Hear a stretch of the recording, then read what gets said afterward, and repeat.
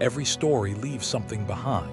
A whisper, a shadow, a question that was never answered. Here, we dig through the forgotten files, the unsolved mysteries, the chilling true crimes, and the horrors people wish had stayed buried. From haunted legends to real-life nightmares, every tale is pulled straight from the horror archives. So turn down the lights, put on your headphones, and step carefully, because once a story enters the horror archives, it never truly leaves. This video contains 4 true and deeply unsettling stories, all connected by one common place: thrift stores. There's something about secondhand shops that most people don't think about. Every item on those shelves had a previous life, a previous owner, and sometimes those previous lives don't let go so easily. Our first story is called The Coat That Smelled Like Someone Else's House. It was sent in by a listener who found a winter coat at a Goodwill and slowly realized the coat was trying to bring him somewhere he'd never been, but somehow recognized. The coat was warm when I pulled it off the rack. Not warm like it had been under a heat vent, warm like someone had just been wearing it. I was at a Goodwill outside of Roanoke, Virginia, one of those big warehouse-style locations where the fluorescent lights hum so loud you can feel it in your teeth. The clothing section was packed tight, metal racks crammed so close together you had to turn sideways to get through. I'd been looking for a winter coat because mine had been stolen out of my car 2 nights before. This one was a dark green parka, men's large, in near-perfect condition. The zipper worked, no stains. It even still had that faint detergent smell mixed with something else, something I couldn't quite place, like cedar maybe, or old wallpaper paste. I checked the pockets out of habit. Left pocket had a crumpled receipt from a gas station in a town I'd never heard of. Right pocket had a house key on a plain metal ring, and the inside breast pocket had a folded piece of paper. I almost didn't open it.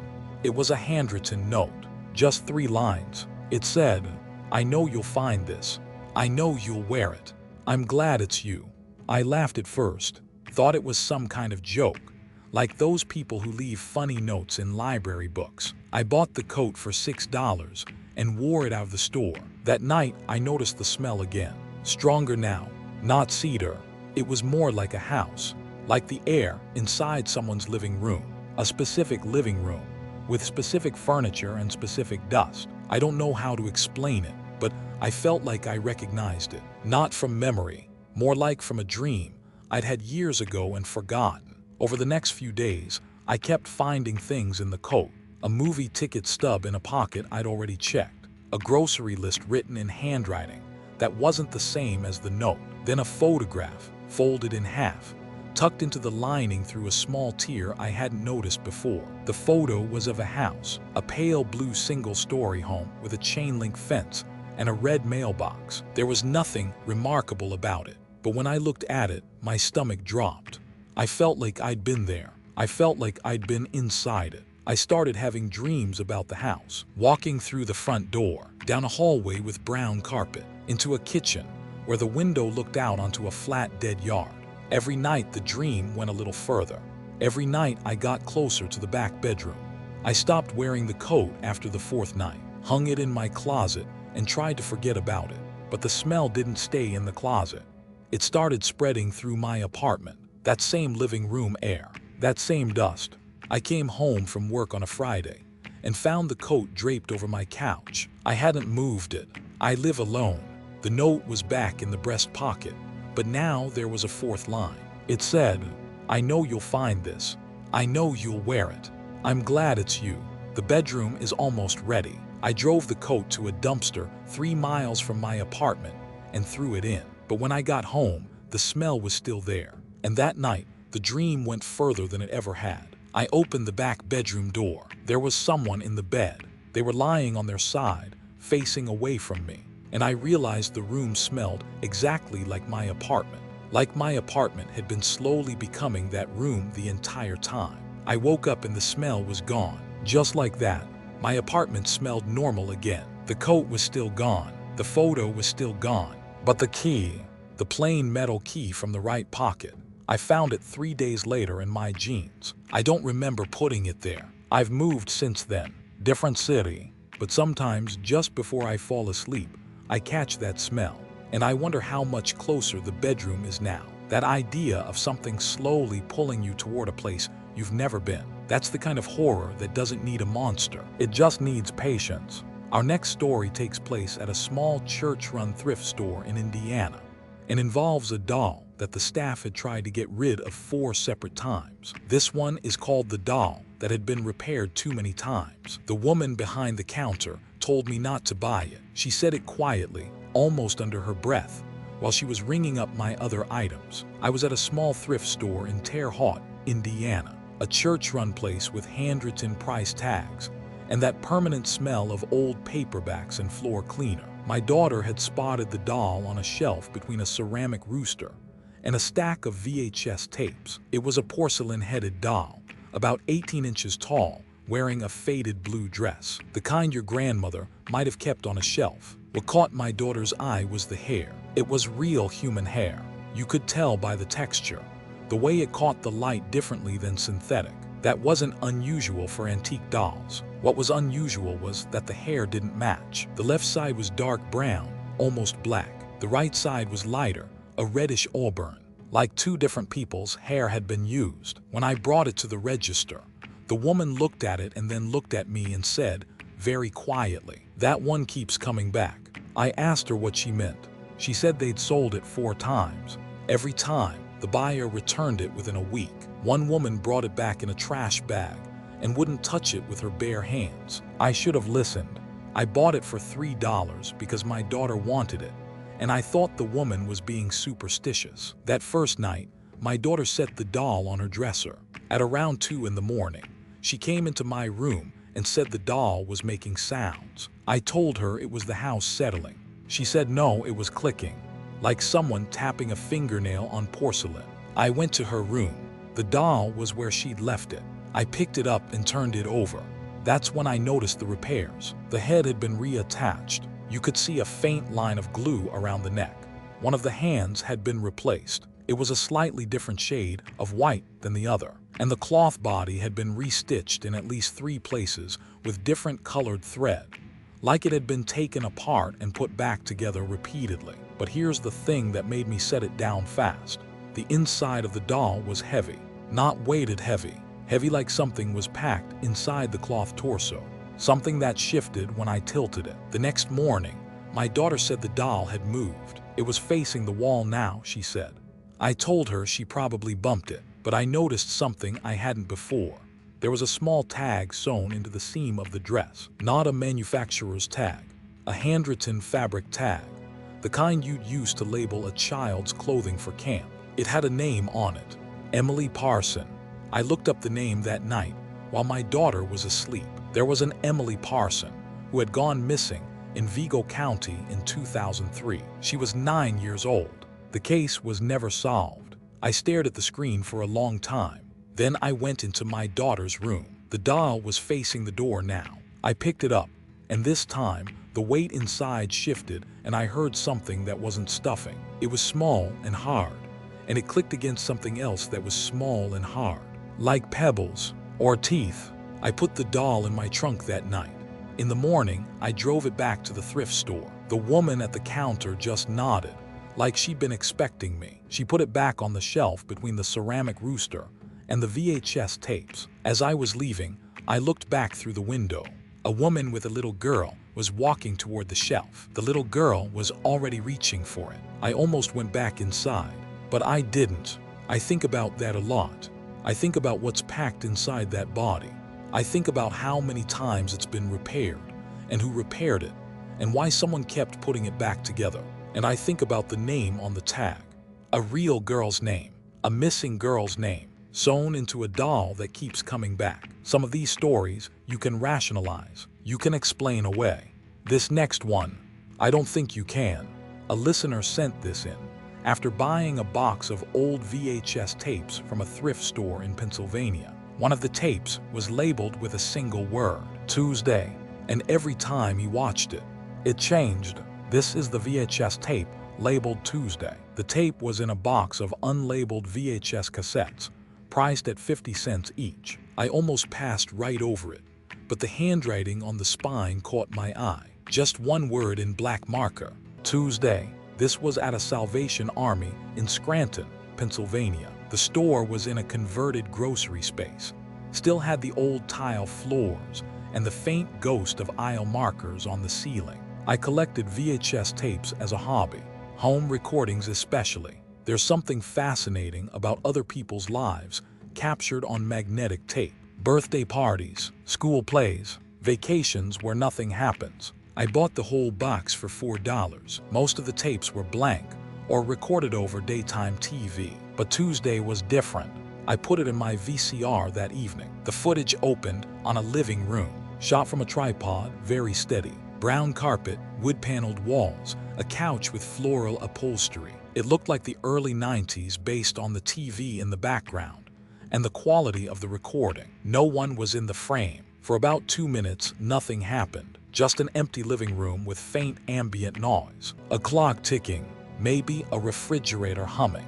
Then a man walked into frame from the left. He was average height, average build, wearing a plain gray t-shirt and jeans. He sat down on the couch and looked directly into the camera. He didn't say anything.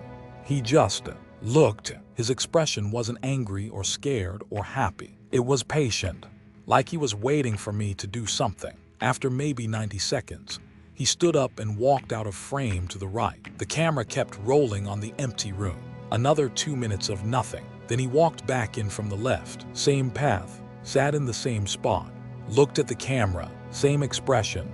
This repeated 6 times. Each time, his entrance and exit were identical. Same pace, same posture, same path. But each time he sat down, something was slightly different. The first time, there was nothing on the coffee table. The second time, there was a glass of water. The third time, the glass was gone, and there was a folded newspaper. The fourth time, there was a plate with something dark on it that I couldn't identify. The fifth time, the plate was gone, and there was a telephone, the old corded kind, sitting on the table with the receiver off the hook. The sixth time, there was nothing on the table again, but behind him, in the hallway that was barely visible past the edge of the frame, there was someone standing in the dark.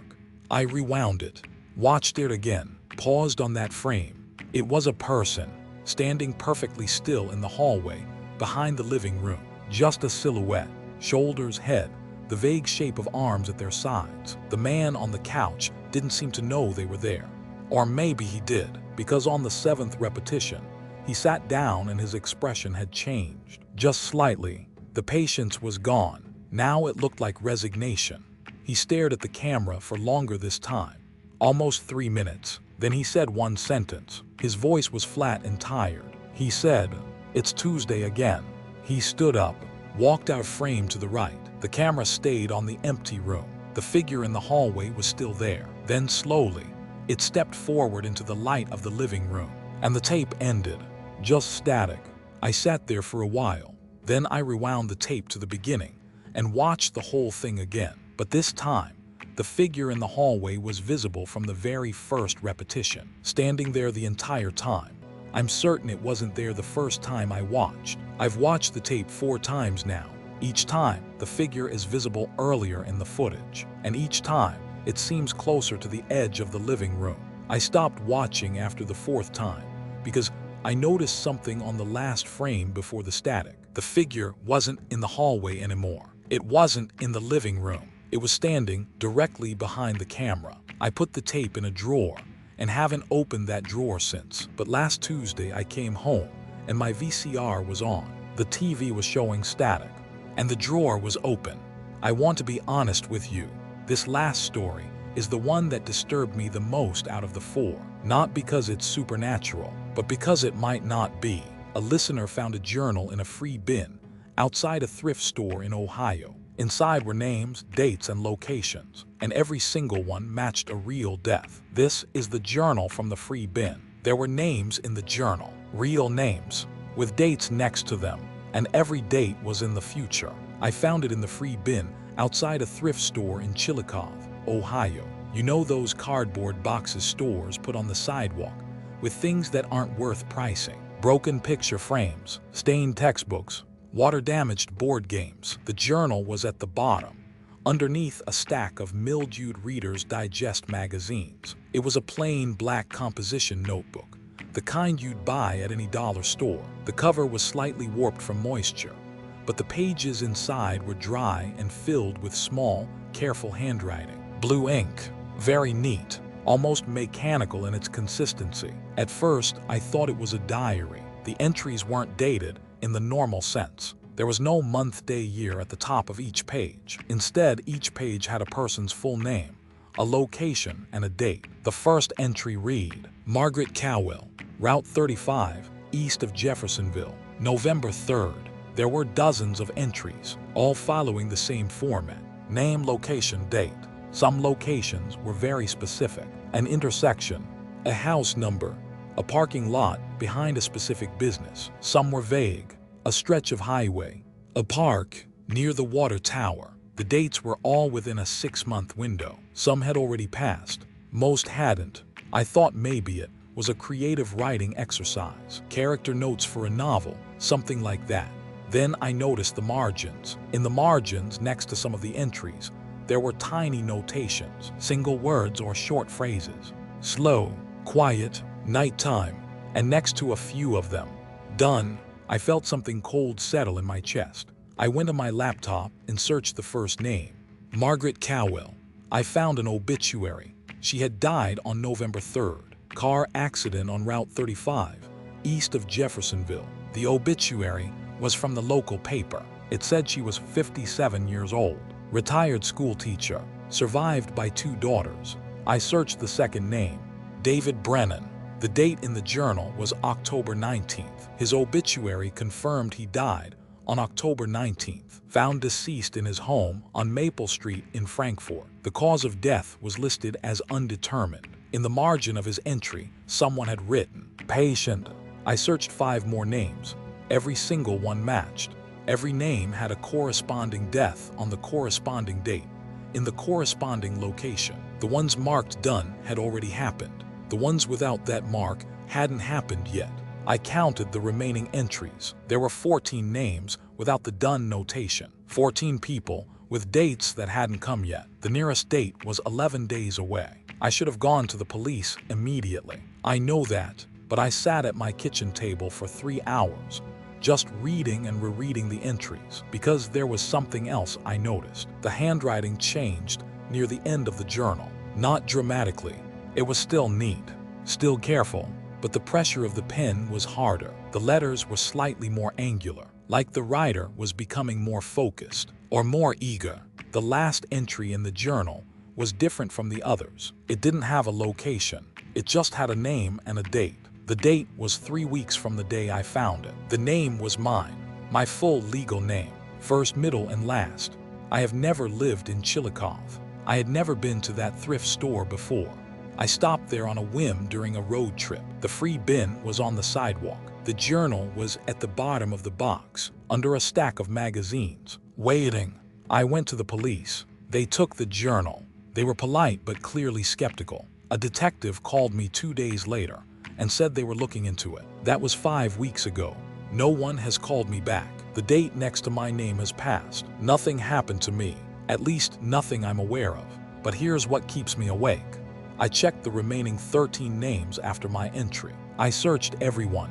3 more have died since I found the journal, on the exact dates listed, in the exact locations described. Whatever this is, it's still happening. Someone is still out there, following this list. And my entry is the only one that didn't come true, which means either I got lucky, or whoever wrote my name isn't done with me yet. I moved, changed my number, deleted my social media, but I keep thinking about the journal, about how it ended up in a free bin on a sidewalk in a town I'd never visited, about how my name was the last entry, about how someone knew I'd be there, knew I'd reach into that box, knew I'd take it home and read it. I think the journal was never lost. I think it was left for me, and I think done doesn't mean what I hoped it meant. Thank you all for listening. If you have a true scary story you'd like to share, you can send it to me. Stay safe out there. And that's where tonight's file closes, but the archives are far from empty. If you enjoyed this story, make sure to subscribe and join us as we uncover more horrors, mysteries, and true crimes hidden in the horror archives. Until next time, keep the lights low, Keep listening, because you never know what story we'll uncover next.